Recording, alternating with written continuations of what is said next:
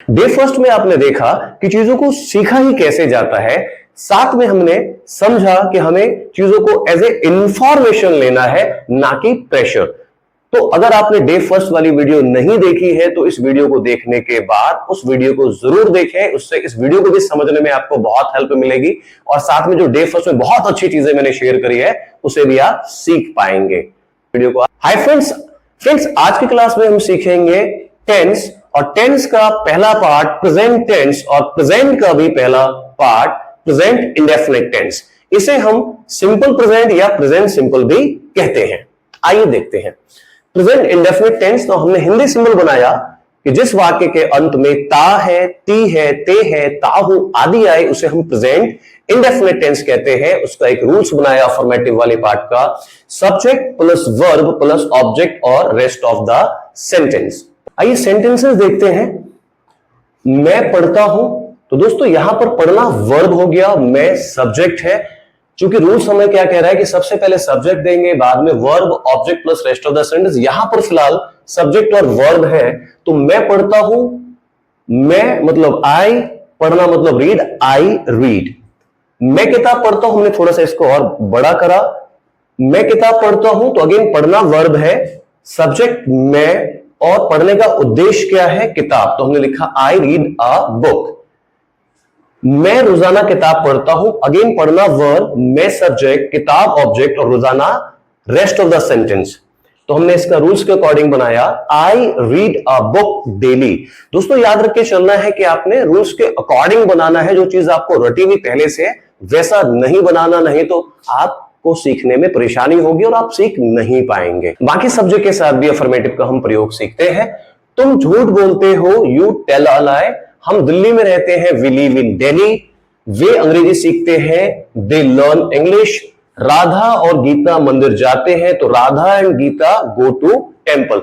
दोस्तों यहां पर एक बात आपने ध्यान रख के चलना है, अगर गो या कम के बाद कोई पर्टिकुलर प्लेस है जिसका कुछ नाम है, तो उसके बाद हम लोग गो या कम के बाद हमेशा वहां पे टू का प्रयोग करते हैं। जैसे मंदिर, मस्जिद, गुरुद्वारा, ऑफिस। अगर हम ये बोलेंगे मैं वहां जाता हूं, हमें पता नहीं चला कि वहां कहां, या मैं यहां आता हूं, यहां से हमें पर्टिकुलर प्लेस का नाम नहीं पता चल रहा, तो वहां पे टू नहीं लगाते हैं। अभी हमने अफर्मेटिव वाले पार्ट में हमने I, we, you, they, any plural number मतलब एक से अधिक नाम वाले सब्जेक्ट का यूज करना हमने सीखा दोस्तों। जबकि इसके जो बाकी सब्जेक्ट हमारे पास बचे हुए हैं, ही, शी, इट और सिंगुलर नंबर मतलब कोई एक नाम, इसका प्रयोग नहीं सीखा। तो आइए इसका प्रयोग भी सीखते हैं। ही, शी, इट, सिंगुलर नंबर जो हमारे बाकी बचे हुए सब्जेक्ट हैं, इनके आने पर वर्ब के अंत में एस या एस जोड़ा जाता है, ये कंपलसरी है। यूज ऑफ एस या ईएस सीखते हैं। तो ओ, एच, एस और एक्स के साथ जो वर्ड्स के लास्ट में ओ, एच, एस और एक्स आएगा कुछ भी, तो वहां पर हम ईएस जोड़ देंगे या ईएस लगा देंगे। बाकी सभी के साथ हमने सिर्फ एस लगाना है। फॉर एग्जाम्पल के लिए हम देख सकते हैं, जैसे ये ओ पे खत्म हो रहा है, जी ओ, यहां हमने ईएस ऐड करा है। टीच, एच आ रहा है, तो एच के साथ भी हमने ईएस लगाया, बाकी सभी में हमने एस लगाया चूंकि वाई आ रहा है। प्लेज, मीट में ची, मीट्स, थिंक का थिंग्स हो जाएगा, स्पीक्स, इटीसी। आइए सेंटेंसेस देखते हैं। वह क्रिकेट खेलता है, ही प्लेस क्रिकेट। वह अंग्रेजी सीखती है, शी लर्न्स इंग्लिश।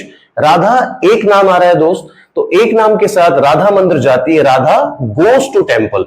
ओ की वजह से हमने यहां पर ईएस लगाया है। और टू मैंने आपको बताया, जब आने या जाने के बाद कोई पर्टिकुलर प्लेस दे रखा होता है तो वहां टू लगाते ही लगाते हैं। साहिल टीवी देखता है, साहिल वॉचेस टीवी। तो अफर्मेटिव वाले सेंटेंस का रूल जैसे कि हमने सीख लिया है, subject plus verb plus object plus rest of the sentence. इसको हमने दोस्तों अफर्मेटिव वाले पार्ट्स को दो भागों में डिवाइड कर दिया, बांट दिया। पहले पार्ट में आई, वी, यू, दे और एनी प्लूरल नंबर जो हमारे सब्जेक्ट्स हैं, इन सभी के साथ एस और इसका प्रयोग नहीं किया जाता है। जैसे बहुत सारी चीजें हमें रटी हुई भी है, हम अक्सर अपने रोजमर्रा के लाइफ में बोलते हैं, I hate you, I love you, I know, you know, है ना। तो इनके साथ एस और इसका प्रयोग नहीं किया जाता है। बाकी जो हमारे बच्चे सब्जेक्ट्स हैं, ही, शी, इट और सिंगुलर नंबर के साथ हम लोग यहाँ पे एस या ईएस का प्रयोग करते है। दोस्तों आइए हम सीखते हैं प्रेजेंट इंडेफिनिट टेंस का सेकंड सेंटेंस, जिसे हम बोलते हैं नेगेटिव सेंटेंस। ये जो सेंटेंसेस है सारे affirmative, negative, inter, WH family, इसको मैंने प्रॉपर डिटेल में समझाया है आपको, तो डे फर्स्ट वाली वीडियो जरूर देखें। तो नेगेटिव सेंटेंस का रूल्स देखते हैं दोस्तों। सब्जेक्ट प्लस डू या does, not verb, object, rest of the sentence देंगे।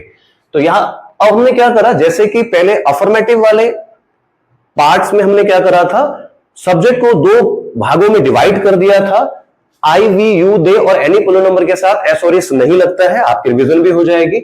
और ही, शीट सिंगुलर नंबर का हमने क्या करा था, वहां पर एस और इस लगता है। तो दोस्तों मैं यहां पर एक बहुत ही यूनिक चीज आपको बताने वाला हूं कि पूरी अंग्रेजी में कहीं पर भी एक्चुअल में क्या होता है, डज नहीं होता। अगर हम इसको मिटा दे, रब कर दे, तो आप देख सकते हैं दोनों क्या हो गया, दोनों डू और डू हो गया है।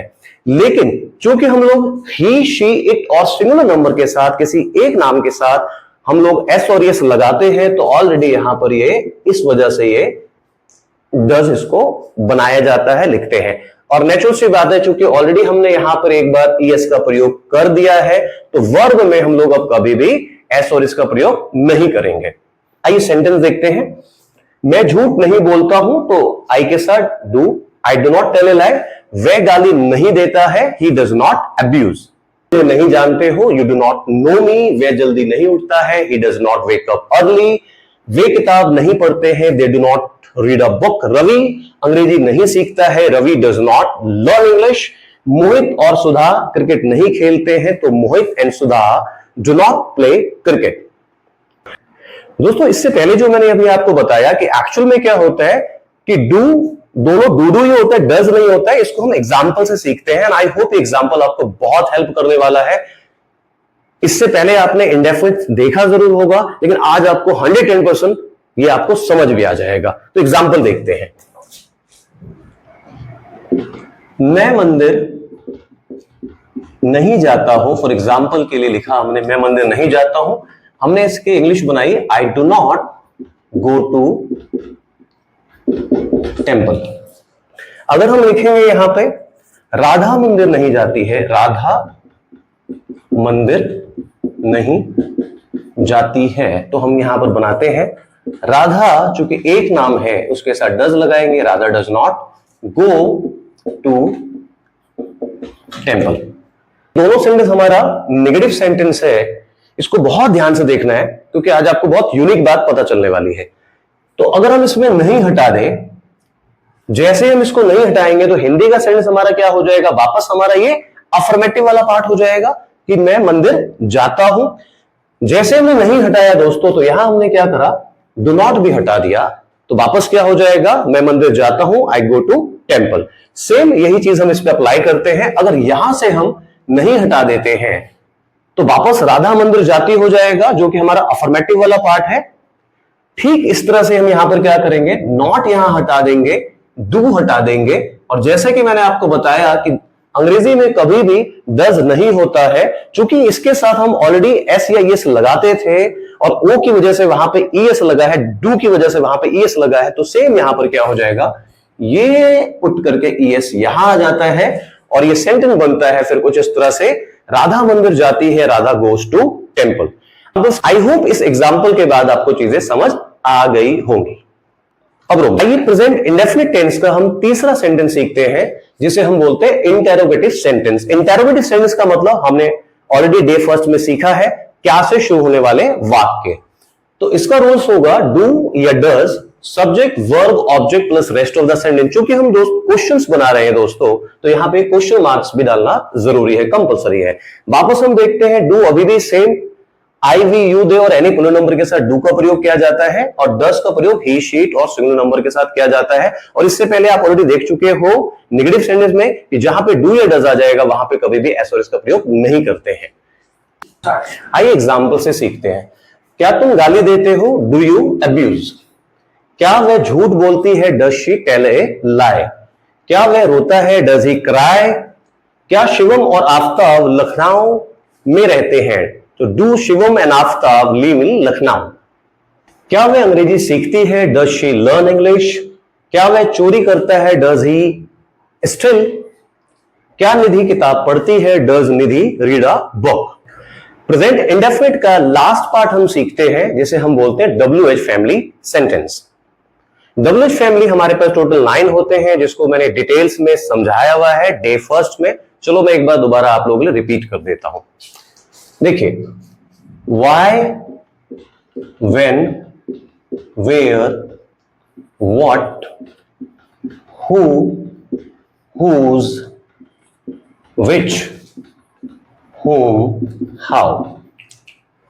दोस्तों याद रख के चलना है यहां पे कि WH फैमिली हमारे पास टोटल जो होते हैं वो 9 ही होते हैं। बाद में इसके बहुत सारे पार्ट्स बनेंगे, बट मेन जो WH फैमिली हमारे पास होते हैं वो 9 ही होते हैं, राइट। व्हाई का मतलब क्यों, व्हेन मतलब कब, वेयर मतलब कहां, व्हाट मतलब क्या, हु मतलब कौन, हुज मतलब किसका, किसके, किसके, विच मतलब कौन सा, कौन सी, कौन से, हुम मतलब किसे, हाउ मतलब कैसे। दोस्तों यहां पर एक चीज हमने और अभी देखना है कि फिलहाल हम लोगों ने विच, हु और हुज का प्रयोग नहीं करना है। इनको हम आने वाले लेसन्स में सीखेंगे, क्योंकि इनका प्रयोग थोड़ा सा अलग तरीके से किया जाता है। तो WH फैमिली हमने देख लिया कि हमारे पास 9 होते हैं। उसके बाद हम इसका स्ट्रक्चर देखते हैं। तो WH फैमिली डू या does plus subject, verb, object, rest of the sentence, साथ में क्वेश्चन मार्क्स लगाना जरूरी है, कंपलसरी है, क्योंकि जब भी क्वेश्चन वाक्य में आता है तो इसके लिए लगाया ही जाता है।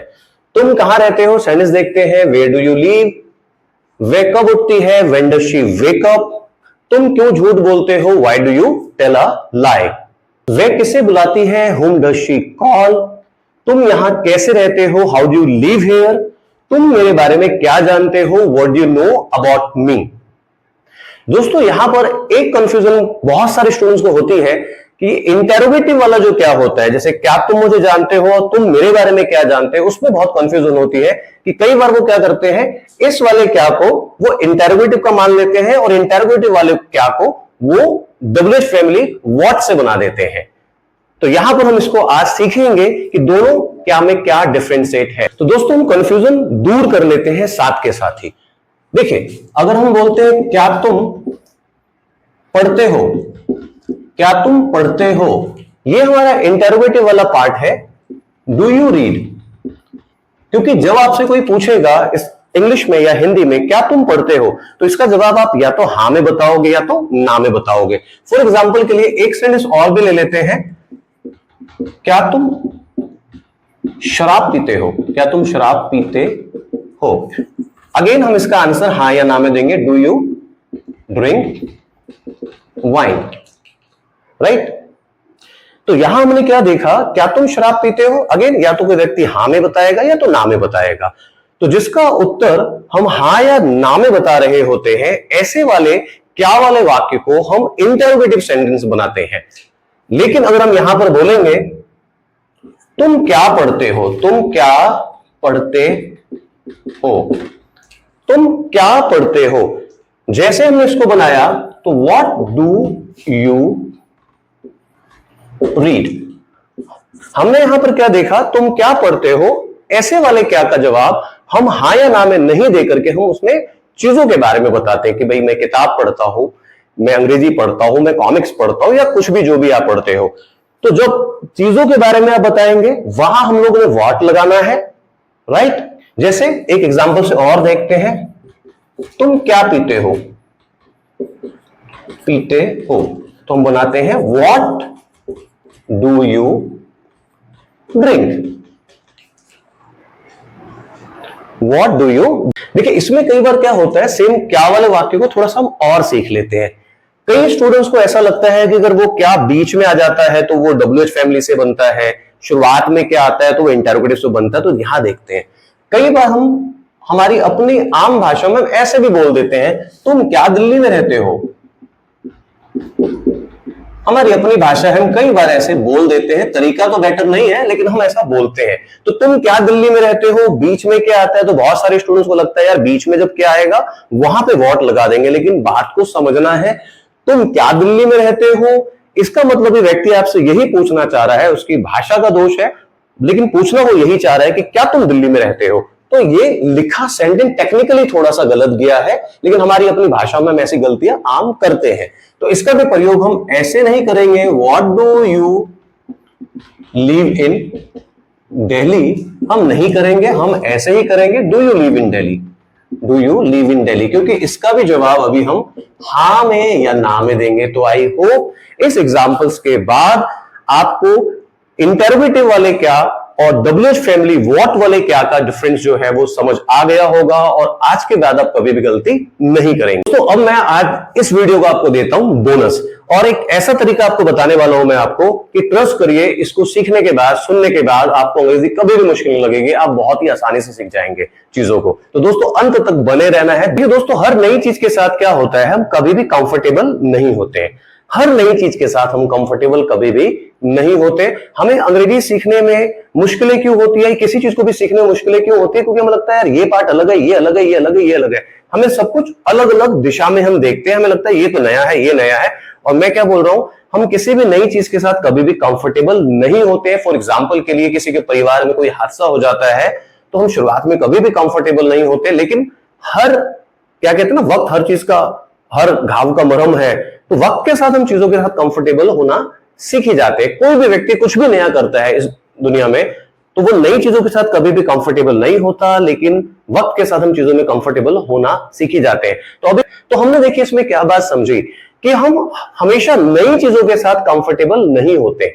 सोचिए, एक दूसरा पैमाना देखिए, अगर हम ये किसी चीज को नया होने ही ना दें, अगर कोई चीज हमारे लिए नई हो ही ना, तो क्या होगा, हम हमेशा नेचुरल सी बात है कंफर्टेबल रहेंगे। क्योंकि अभी हमने क्या समझा, और अपनी पर्सनल लाइफ में भी आप देखेंगे, आप सिर्फ नई चीजों के साथ हम कंफर्टेबल नहीं होते और वक्त के साथ कंफर्टेबल हो जाते हैं। तो अगर हम इस साइंटिफिकली वे से सीखें कि अगर हम चीजों को नया बनने ही ना दें, तो क्या होगा, हम हमेशा कंफर्टेबल ही रहेंगे। और एक बहुत मजेदार बात मैं दोस्त आपको बताता हूं यहां पर, एक्चुअली इस दुनिया में कुछ भी नया होता ही नहीं है। सिर्फ चीजें हल्का फुल्का सा सिर्फ चीजें बदलती हैं, शेप लेती हैं, लेकिन कुछ भी नया नहीं है। देखिए आज साइंस कितनी भी तरक्की कर ले, लोगों ने बहुत सारे आविष्कार करे हैं, लेकिन क्या कोई भी ऐसा आविष्कार करा है जो पृथ्वी से, धरती के अंदर या इस ब्रह्मांड के अंदर जो चीज मौजूद है उसको लिए बिना कोई चीज बनाया है? बिल्कुल भी नहीं। हम लोगों ने सिर्फ क्या करा है, चीजों का आकार और रूप और रंग ही बदला है, बाकी मूल जो चीज होती है वो हमेशा एक रहती है। इसमें एक बहुत अच्छा सा शेर मुझे याद आ रहा है कि पत्थर पहले खुद को पत्थर करता है, पत्थर पहले खुद को पत्थर करता है, तब जाकर कुछ कारीगर करता है। तो अगर दोस्तों होता क्या है, लोगों की ना धार्मिक रूप से भी बहुत सारी लड़ाइयां होती हैं। लड़ाइयां कभी भी दोस्त धार्मिक रूप से नहीं होती है। हिंदू मुस्लिम की लड़ाई नहीं है, सिख ईसाई की लड़ाई नहीं है, शिया सुन्नी की लड़ाई नहीं है। लड़ाई भी इस बात की है बेसिक रूप से कि आदमी अपने एग्जिस्टेंस के अलावा दूसरे के वजूद को एक्सेप्ट नहीं करना चाहता। हम इस बात को समझ नहीं पाते कि मूल तत्व आप किसी भी व्यक्ति में, किसी भी धर्म के व्यक्ति में, किसी भी लोग में सब कुछ एक जैसा है, सिर्फ थोड़ी बहुत चीजों का फर्क है, और उस फर्क को हमें एंजॉय करना चाहिए, ना कि लड़ना चाहिए। फुटबॉल के लिए दोस्तों कई सारे लोग ना फैन होते हैं किसी एक्टर के, जैसे मान लीजिए रजनीकांत जी के बहुत बड़े फैन है, भारत में खास करके साउथ में तो है ही, शाहरुख, सलमान, अक्षय कुमार के बहुत फैन है। लेकिन एक फैक्ट ये भी है, वो फैन है जो फैन देखने तो इनके लिए फिल्म जाते हैं, लेकिन सोचिए अगर इस पूरी फिल्म में रजनीकांत जी हो या शाहरुख खान हो या अक्षय कुमार हो, पूरी फिल्म में हीरो भी यही हो, हीरोइन भी यही हो, विलन भी हो, बच्चे भी हो, पूरी फिल्म में सिर्फ यही लोग होंगे, तो क्या हम फिल्म एंजॉय करेंगे? क्या हम देखेंगे? बिल्कुल भी नहीं देखेंगे। तो हमें यह समझ के चलना है कि मूल रूप से हम सब में एक जैसी चीजें होती हैं, हमें एक जैसी ही चीजें अच्छी लगती है, बस थोड़ा बहुत फर्क हम में है, और वो एंजॉय करने के लिए। कहने का मतलब अगर सभी की शक्ल और सूरत बिल्कुल मेरी तरह होती या बिल्कुल आपकी तरह होती, तो फिर आदमी शीशा क्यों देखता? फिर जीवन का लुत्फ ही खत्म हो जाता। मैं आपको सारी चीजें बताइए, आज मैं आपको प्रेजेंट इंडेफिनिट का एक जबरदस्त पोस्टमार्टम करता हूं, और इस वीडियो को देखने के बाद 110% ना सिर्फ आपको प्रेजेंट इंडेफिनिट समझ आने वाला है, बल्कि आगे के चैप्टर्स के लिए, आगे के लेसन्स के लिए रास्ते बहुत इजी हो जाएंगे, बहुत खुल जाएंगे। प्रेजेंट इंडेफिनिट का दोस्त ये 4 रूल्स होता है। हम बना रहे हैं प्रेजेंट इंडेफिनिट, है ना, इंडेफिनिट टेंस की बात करते हैं, तो 4 रूल्स होता है। तो दिखने से देखिए चारों अलग अलग है, अभी मैंने बहुत लंबा आपको समझाया है कि क्या है कि चीजें लगभग बड़े पैमाने पे सब कुछ एक जैसा होता है, सिर्फ थोड़ा थोड़ा सा अंतर होता है, सिर्फ थोड़ा थोड़ा सा। तो देखिएगा, हमने प्रेजेंट इंडेफिनिट को लिखा है, अफर्मेटिव में subject verb object rest of the sentence होता है, नेगेटिव में subject do does plus not plus verb object होता है। लेकिन दोस्तों अगर क्या यहां से हम सिर्फ डू डज और नॉट मिटा दें, तो क्या ये दोनों सेंटेंस एक जैसा नहीं है? क्या दोनों के रूल्स एक जैसे नहीं है? Subject verb object rest of the sentence, subject verb object rest of the sentence. तो अफर्मेटिव और नेगेटिव में क्या था, सिर्फ थोड़ा सा अंतर था। आगे बढ़ते हैं, इंटेरोगेटिव को देखते हैं। अगर इंटेरोगेटिव में भी हम यहां से डू और डस को हटा दें, क्या करें, सिर्फ डू और डस को हटा दें, तो क्या ये subject verb object rest of the sentence, क्या ये तीनों एक जैसे नहीं बन चुके हमारे पास? ठीक इसी तरह से अगर हम यहां से WH फैमिली से अगर हम इसमें डू डज और WH फैमिली हटा दे, तो क्या सारी चीजें एक जैसी नहीं है? और दोस्त मैंने अभी क्या बताया कि अगर चीजें एक जैसी है, अगर हम चीजों के साथ एक जैसा है, चीजें में कुछ नयापन है ही नहीं, तो हम उसके साथ हमेशा कंफर्ट ही रहते हैं। और अगर आप ध्यान से देखिए तो हमारी सारी कोशिशें कहीं ना कहीं से इसी बात की होती है कि हम अपने आप को कंफर्टेबल पे ले जाएं, कंफर्टेबल कर सके। तो अभी आपने क्या देखा, दिखने से जरूर लगता है ये सारी चीजें अलग अलग है, लेकिन बिल्कुल एक जैसा है।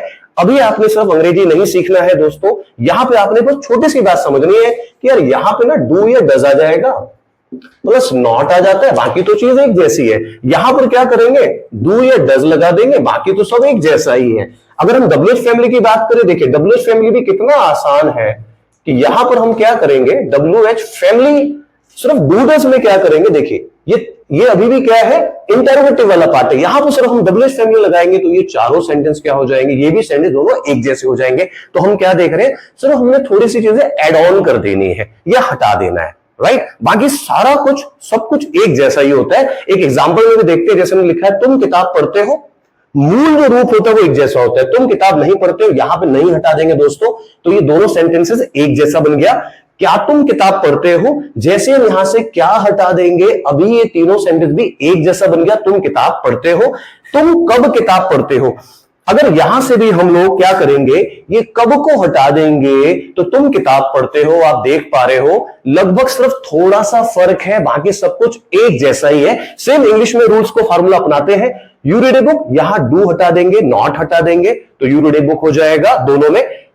क्या तुम किताब में अगर हम यहां से सिर्फ डू हटा देंगे तो यू रीड ए बुक अभी भी आ रहा है, और यहां पे सिर्फ व्हेन और डू अगर हम हटा देंगे तो चारों सेंटेंसेस एक जैसा बन चुका है। तो दोस्तों इस वीडियो में आपने, इस क्लास में, इस प्रेजेंट इंडेफिनिट के लेसन्स में आपने क्या सीखा कि सब कुछ एक जैसा ही है। और ये सिर्फ इंडेफिनिट में नहीं है, ये प्रॉपर पूरे इंग्लिश में नहीं है, ये प्रॉपर पूरे ब्रह्मांड में हर जगह ये सब कुछ एक जैसा ही है। फर्क सिर्फ थोड़ा थोड़ा सा है दोस्तों। तो हमने क्या करना है, उस फर्क को थोड़ा सा समझना है, उसको एंजॉय करना है, लड़ना नहीं है। अगर हम चीजों को ठहरते हुए देखेंगे, ठहरते हुए सीखेंगे, तो पता चलेगा सब कुछ अपने आप में वो समाया हुआ है। हमें सिर्फ हल्का से रुकना है। अगर हम ऐसे रुक के सीखेंगे, रुक के देखेंगे, तो अंग्रेजी हमें बहुत आसानी से आ जाएगी। तो आई होप ये इस वीडियो के बाद आपको प्रेजेंट इंडेफिनिट, इससे पहले मुझे नहीं लगता कि किसी ने आपको ऐसे बताया होगा, लेकिन इस वीडियो के बाद आपको इंडेफिनिट बहुत आसान आपके लिए हो चुका है। और इसको 2-3 बार आप देख लीजिए वीडियो को, ताकि अगर आपको एक बार में थोड़ा समझ नहीं आया तो प्रॉपर आपको समझ आ जाए। और इससे आपको एक बात और समझ आ गई कि सारी चीजें एक जैसी हैं दोस्तों। तो जब हम अगला भी लेसन करेंगे, आप देखोगे कि जो आज आपने सीखा है, उस आज के लेसन के बाद उस लेसन में भी आपको बहुत इजी होने वाला है, क्योंकि सब कुछ एक जैसा है, सिर्फ थोड़ा थोड़ा सा फर्क है दोस्तों, सिर्फ थोड़ा है। मैंने बहुत आपको आगे चल के साइंटिफिक ढंग से चीजों को पढ़ाना है, इतने आसानी से आपको पढ़ाऊंगा, इतने आसानी से आपको चीजें बताऊंगा दोस्तों कि अगर आप अंग्रेजी नहीं भी सीखना चाहेंगे तो ये मेरा दावा है, मेरा चैलेंज है, मेरा विश्वास है कि आपको अपने आप ही आ जाएगी इंग्लिश। तो वीडियो को देखने के लिए थैंक्स अ लॉट। वीडियो को शेयर करना, लाइक करना और चैनल से जुड़े रहना ना भूलें। Thank you very much.